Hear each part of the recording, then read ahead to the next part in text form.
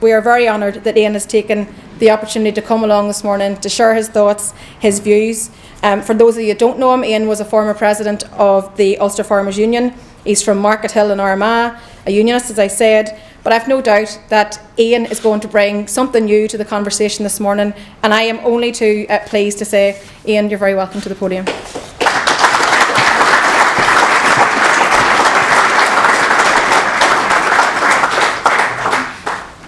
Thanks, Michelle. Ladies and gentlemen, it's a pleasure to be here this morning with you. And thanks for the invitation to come and talk on this, standing up against sectarianism, which for me is a complete no-brainer.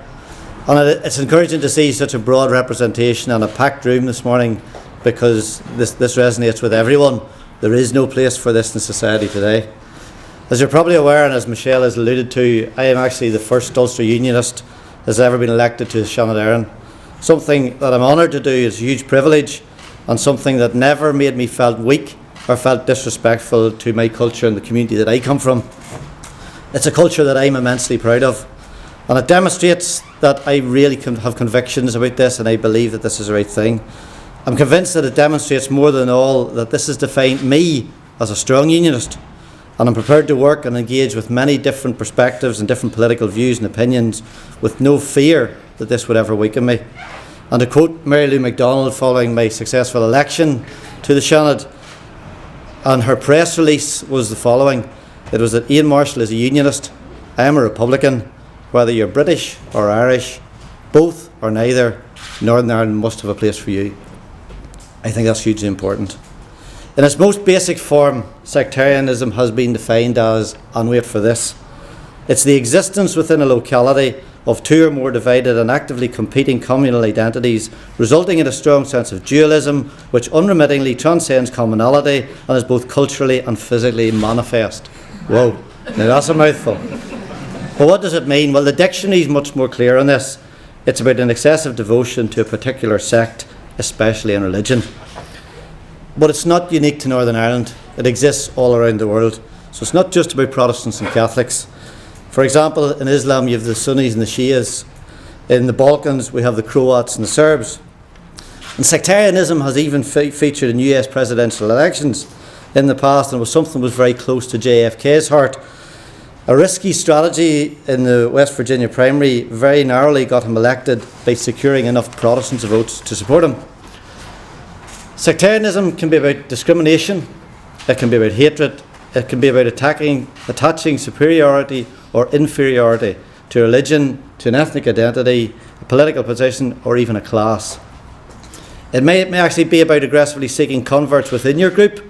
It may be about seeking to convert people that are outside of your group and you wish to join your way of thinking. Unfortunately, sectarianism is with us everywhere, and it's been with us in Northern Ireland for hundreds of years. It's not a new phenomenon. Many here today will have heard of, and many will have read, To Kill a Mockingbird. It's a novel by Harper Lee, published in 1860. It was immediately successful, winning a Pulitzer Prize for literature, and it's become a classic of modern literature. The plot and the characters in that book are loosely based on Lee's observations in her family, her neighbours, and an event that occurred in her hometown of Monroeville, Alabama in 1936, when she was only 10 years old. And the story is told by the 6-year-old Jean-Louis Finch. The primary themes of To Kill a Mockingbird involve racial injustice, destruction of innocence, and Lee also addresses issues of class, courage, compassion and gender roles in American Deep South. The book's widely taught in schools in lessons that emphasise tolerance and decry prejudice. In fact, in 2006, British librarians ranked the book above the Bible as one that every adult should read before they die. For me, though, it's through the eyes of this child that the book really gives a different perspective. And when I look around the young people of the room today, and it's interesting because this was jotted down at 12:30 this morning, and Michelle or any of the speakers, we never talked about what we were going to talk about or the points we were going to make, and you'll learn as we move on in this that there's synergy here. So when you look at this through the eyes of a 10-year-old, and we look around the young people today in the room, I know that there are many different perspectives between younger people and between older people in Northern Ireland today. However, what I'm convinced of is that irrespective of age, the vast majority of citizens in Northern Ireland are completely appalled with any notion that we should or could tolerate sectarianism in our society. And to quote Atticus Finch out of the novel, and there are many quotes in the novel which you could use, Atticus Finch said, "You never really understand a person until you consider things from his point of view, until you climb inside his skin and walk around in it." And I think that's very true. If you haven't read the novel, go and do so, you'll enjoy it.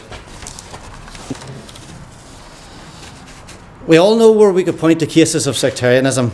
No one is immune to it, no one has a monopoly on sectarianism, but it has moved on, and the dark days of polarisation are thankfully distant memories in many communities. As I grew up in County Armagh attending a Protestant grammar school, I used to wait for the 3:30 bell because I was a farmer's son and I didn't actually want to be in school, I wanted to be farming. So I waited for the bell, and I knew if I rushed for the bell I could catch the 3:30 bus. But there were two 3:30 buses. There was a Protestant 3:30 bus and there was a Roman Catholic 3:30 bus. And if we didn't catch the first bus and we missed our bus, it was actually much simpler to wait for a late bus to go home, rather than become party to hatred and animosity between two groups of young people, shaped and formed by a toxic climate of sectarianism that fueled verbal and physical abuse from people on both sides. The danger is that we apply our values and beliefs to a generation of young people who never knew the times that many older people in this room lived through. And I put myself in this category, and that's the old category I put myself in firmly. I was born in 1968. 1968 was 23 years after the end of the Second World War. For me, as a young boy growing up in Armagh, the Second World War was about history, it was about Hollywood, and it was a time that I didn't know very much about. My oldest daughter's 22 this year. The Good Friday Agreement was signed 20 years ago. For her, the Troubles are a similar time span away.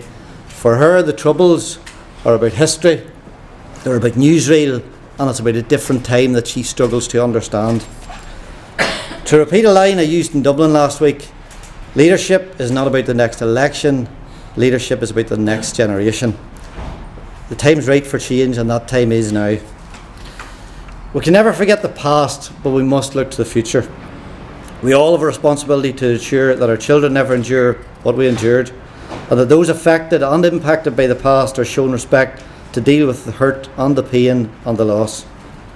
Hurt that is still raw, and for many is actually the roadblock to dealing with sectarianism. We can never ask those whose lives have been torn apart to forgive and forget, and many people will never recover from the damage inflicted on them or other friends and family members. But however, we need to separate the horrors of what went before from what we have now. We need to acknowledge the issues. We need to understand the differences, but more importantly, we need to understand from the other perspective. And we must look to the next generation who, without any baggage, can act as catalysts. And it's been demonstrated here this morning. And the next generation do hold the key. And I'll give you an example of how this was highlighted to me. 30 years ago, as a young 20-year-old, as most young 20-year-olds decide to do, I decided that I needed a summer holiday on the continent for a bit of sunshine and relaxation. And we booked our holiday, and I was going with a number of young men that I worked with in the farming community, all Protestants, all actually Presbyterian fellas. Half of those lads were members of the Orange Order, and the other half were not. We went off for a holiday and we fell in with some company in sunny Spain, and we had probably one of the best week's holidays of our lives. It turned out that the people we were friendly with and had a fantastic week were coming from Divis Flats in Belfast. Now, not natural bedfellows, you will agree. But the thing that was really highlighted to me was we had a fantastic friendship and a fantastic relationship. But when we came back to Aldergrove, we got off a plane, we shook hands, and that was it. It was finished, because the climate at home was too toxic to pursue those friendships. And another phrase they used last week when I spoke in Dublin, and it was from the murdered MP in Westminster, Jo Cox.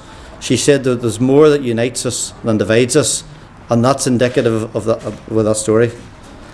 Breaking down the barriers by building bridges where individuals and communities will need to reach out and go, as Michelle indicated, that bit further. It's been demonstrated already, and yesterday you had the example of Arlene Foster travelling to Clonus to watch the Ulster final in the company of Michelle and others from the Ulster Council. A couple of weeks ago we had a Taoiseach visiting Belfast to open the Fleadh and to visit the headquarters, Schomburg House of the Orange Order. And admittedly they're small beginnings, but they're very important demonstrations that now is right time to build this shared society. But these shouldn't be special events. These should be normal activities in any normal society. And any notion or criticism or dismissal of the significance of these actions must be condemned. The alternative is that we don't do it. Is that better? So how are we going to change this? Well, for the older people in the audience today, clunk, click, every trip means something. For the young people, you think, what on earth are you talking about? But for the older people who understand it, it was a process of moving society from a non-seatbelt wearing culture to the creation of the stigma that not wearing a seatbelt was actually wrong on every level. And if you didn't wear your seatbelt, not only did you put your own life at risk, but you had little respect for the lives of others. Take smoking for an example. And I'm not against smoking. But we've now created a culture where the thought of smoking in a car with your children, in your office with your colleagues, or in a room with your peers would be regarded as completely unacceptable. Sectarianism must carry this stigma. And the way we achieve this is by building trust, by firstly understanding opinions from the other perspective, and by not labelling people, by not generalising, and by not stereotyping, by sincerely and genuinely respecting others' views and opinions, while still having the ability to cling to and believe in our own. Agree to disagree, and actually that's okay. It's about building trust, and it's about taking these small steps. 40 years of violence has left its mark. As a culture of weaponising symbols, emblems, cultures and traditions has no place today. Inflaming situations by playing to your audience has no place today. It's okay to be a nationalist. It's okay to be a unionist. It's okay to be a Republican. It's okay to be a loyalist. And you need to be proud of your heritage and respect the others. We will need politicians and community leaders, church leaders and individuals to work together, to choose the words carefully and to lead by example. To send out the message to their groups and their followers that working together is a demonstration of strength and not weakness. And it's actually not disrespectful to your culture to embrace the culture of others. I work with and speak with many individuals who I am diametrically opposed to in my political views and opinions, in my religious views and opinions. And you know what? I consider them all friends. I don't feel threatened by them, and I can work with them for the greater good of all, because actually that's what others do. This forum today is about building foundations, and I have no doubt that the time is right for a new era and for the next generation. I hate to have to keep reiterating this because I keep banging on about this, but the important thing here is the silent majority, because the silent majority of people in Northern Ireland are supportive of this and actually want this to happen. And secondly, the young will demand that this change happens. And we all, and I mean all, will have failed if we don't take this opportunity to act and change. Thank you.